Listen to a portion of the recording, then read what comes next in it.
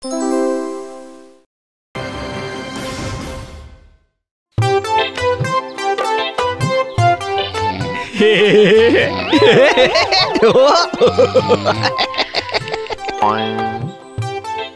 কে রে তুই? আমার বাড়ির দরজায় দাঁড়িয়ে দাঁত বার করে হাসছিস। তো বেগুন, ওই বেগুন, ফের ঘুমাচ্ছিস তুই?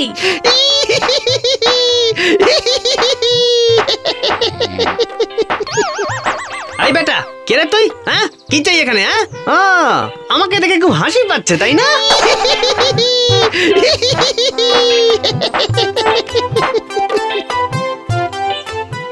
ছাড়বি না বেগুন, কান ধরে নিয়ে আয় বেটাকে ভেতরে, তারপর আমি দেখাচ্ছি মজা। কাবাডি কাবাডি কাবাডি কাবাডি কাবাডি কাবাডি কাবাডি কাবাডি কাবাডি কাবাডি। বন্দুক? এই এই বন্দুক কোথায় পেলি তুই? হ্যাঁ,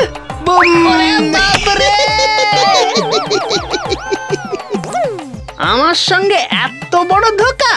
আজ কোথায় পালাবে দেখি খোকা। দাঁড়া, এই এই দাঁড়া বলছি। হ্যাঁ, না হলে তোর বন্দুক দিয়ে তোকেই গুলি করে দেব। খ্যাপাকে খ্যাপামি দিয়েই জব্দ করেছি, এবার চল আমার সঙ্গে। দেখেছো তোমাকে দেখে ও কেমন দাঁত বের করে হাসছে? আমার মনে হয় বেটার হাসির রোগ আছে, বুঝলে? চুপ, কি জন্য এসছিস সেখানে সত্যি করে বল, না হলে তোকে পুলিশে দেবো কিন্তু। আম খাবি? আহারে বেচারা, ও আম খাবে বলে এসেছে আর তুই ওকে চোর ভেবে এইভাবে পাকড়াও করে নিয়ে এলি। যা বেগুন যা, ঘরে যত আম আর জাম রাখা আছে একটা প্লেটে করে এক্ষুনি এনে দে ওকে, যা। আগে এতদিন মালতীর মেয়ের বিয়ে, পল্টু স্কুলের বই, বিল্টুর জন্মদিন, এইসব করে চলছিল। এবার একটা খ্যাপা ভব ঘুরেকে জামাই আদর করে ঘরে বসিয়ে বসিয়ে আম জাম খাওয়া। ঘরের খেয়ে বোনের মোষ তাড়ানোর কথা শুনেছিলাম, কিন্তু বোনের মোষ তাড়িয়ে ঘরে নিয়ে এসে খাওয়ানো এই প্রথম দেখলুম। বেগুন রে, কটা লিচুও এনে দিস সাথে। বেচারার মুখ দেখে মনে হচ্ছে লিচু খেতে খুব ভালোবাসি। আগে কর্তা, থাকো তুমি তোমার বেগুন আর এই খ্যাপা ভব ঘুরের লোকটাকে নিয়ে। যত সব ভালো লাগে না আর এই বাড়িতে থাকতে। তুই দাঁড়িয়ে দেখছিস কি বেগুন? যা, ওর জন্য আম জাম লিচু সব নিয়ে আয়। হ্যাঁ শোনো, তুমি আজ থেকে এই বাড়িতেই থাকবে, কেমন? বেগুনের সাথে হাতে হাত মিলিয়ে বাগানের কাজ করবে, বুঝলে? বেশ বেশ বেশ, তা তোমাকে কি নামে ডাকবো বাবা? নাম আছে কিছু? হ্যাঁ, লালটু।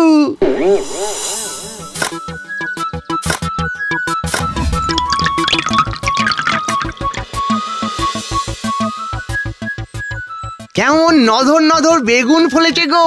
ওরে বেগুন, ওরে লালটু, গেলি কোথায় সব? দেখে যা, এদিকে দেখে যা, কেমন কচি কচি নধর বেগুন হয়ে আছে গাছে। কর্তা বাবু, লালটু ঘরে নেই কর্তা বাবু। ঘরে নেই মানে? ঘরে নেই তো যাবে কোথায়? সারা বাড়ি ঘুরে এলাম কর্তা বাবু, কোথাও তো তার দেখা পেলাম না। বলিস কি রে, গেল কোথায় তাহলে?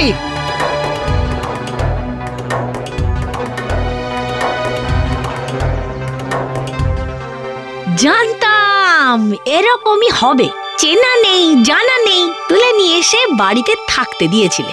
ভাগ্য ভালো, বড় কোনো ক্ষতি হয়নি।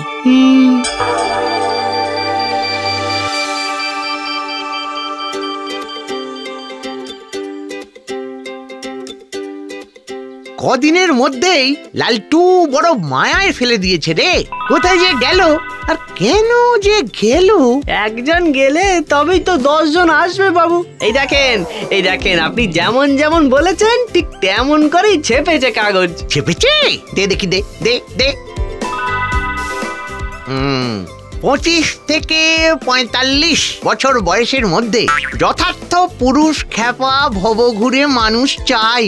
বাহ, আবেদনকারী খ্যাপা ভবঘুরেদের মধ্যে থেকে সাক্ষাৎকারের ভিত্তিতে নির্বাচিত একজনের পোশাক পরিচ্ছদ ও থাকা খাওয়ার দায়িত্ব নেওয়া হবে। বাবা, বেশ, এবার আবার কাগজে বিজ্ঞাপন দেওয়া হয়েছে। থাকো তুমি তোমার খেপার বাড়ি নিয়ে, আমি চললাম আবার বাপের বাড়ি। গিন্নিমাকে আটকান কর্তা। আমি কোনোদিন কাউকে আটকাইনি বেগুন, আজও আটকাবো না। রাগ কমলে ঠিক ফিরে আসবে। আগে গিন্নিমা যদি না ফেরেন তখন রোজকার রান্না কে করবে কর্তা বাবু? আপনার কাপড় চোপড় বইপত্র এসব গুছিয়ে রাখবে কে? নিয়ম করে ওষুধও তো আপনাকে গিন্নিমাই দেন। গিন্নিমা না ফিরলে কিন্তু কর্তা বাবু। থাম, এটাকে করবে, ওটাকে করবে, সেটাকে করবে, ইন্টারভিউতে যে পাশ করবে সেই করবে সব।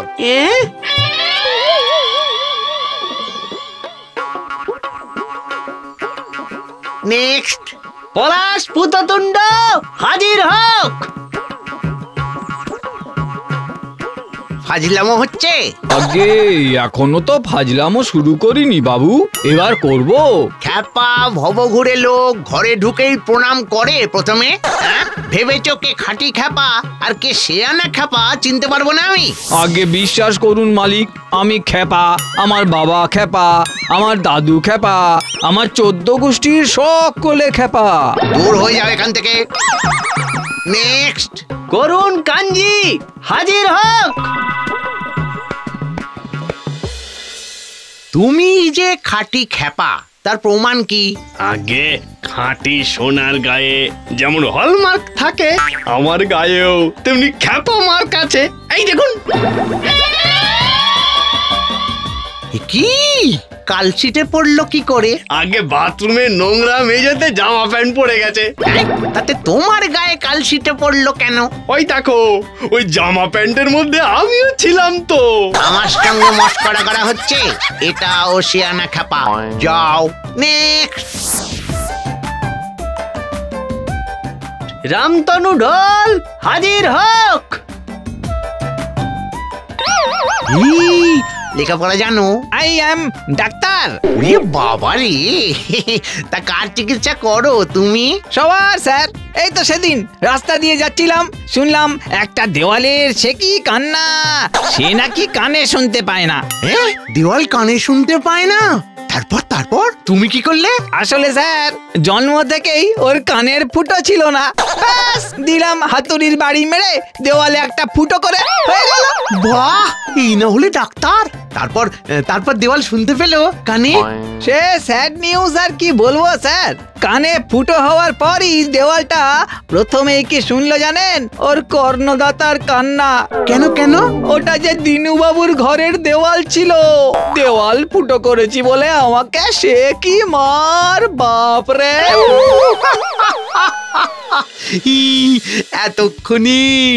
এতক্ষণি যোগ্য লোক পেয়েছি। রামতনু, তুমি খ্যাপা ভবঘুরেদের পরীক্ষায় পাশ করেছো। আজ থেকে তুমি এখানেই থাকবে। তোমার থাকা খাওয়ার সব দায়িত্ব আমার। Thanks you sir, thanks you. আপনার এখানকার সকলের চিকিৎসার দায়িত্ব আজ থেকে আমার। কাম সারছে।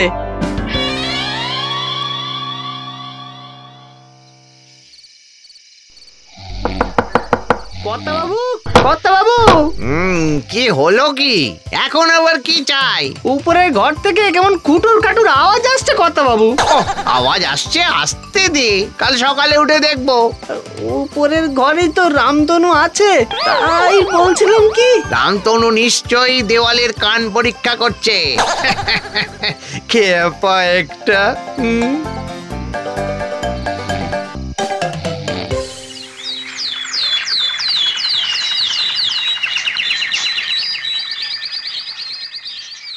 সর্বনাশ হয়ে গেছে কর্তা বাবু, সর্বনাশ হয়ে গেছে।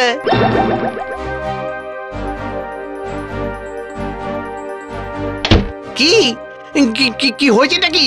উপরে গিয়ে দেখবেন চলুন কর্তা বাবু, রামতনু কেমন দেওয়ালের কান পরীক্ষা করেছে। কই চল তো দেখি রামতনুর কাণ্ড। চল চল চল।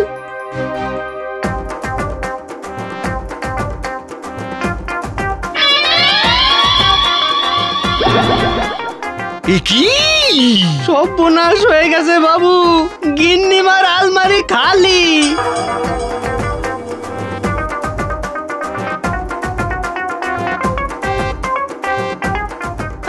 লেখা আছে একটু জোরে জোরে পড়েন শুনি কর্তা বাবু। লেখা আছে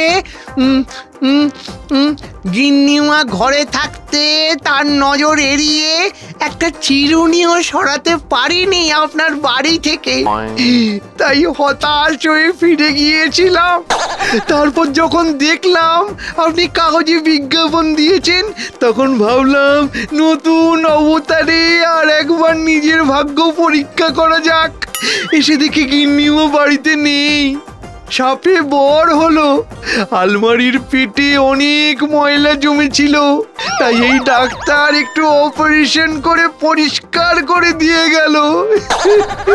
ইতি আপনার স্নেহের লালটু ওরফে রামতনু। সর্বনাশ করেছে। গাড়ি বার কর বেগুন, এক্ষুনি তোর গিন্নিমাকে আনতে যাব। আগে খ্যাপা ডাক্তার ওটাও নিয়ে গেছে কর্তা, বাসে করেই চলেন। হ্যাঁ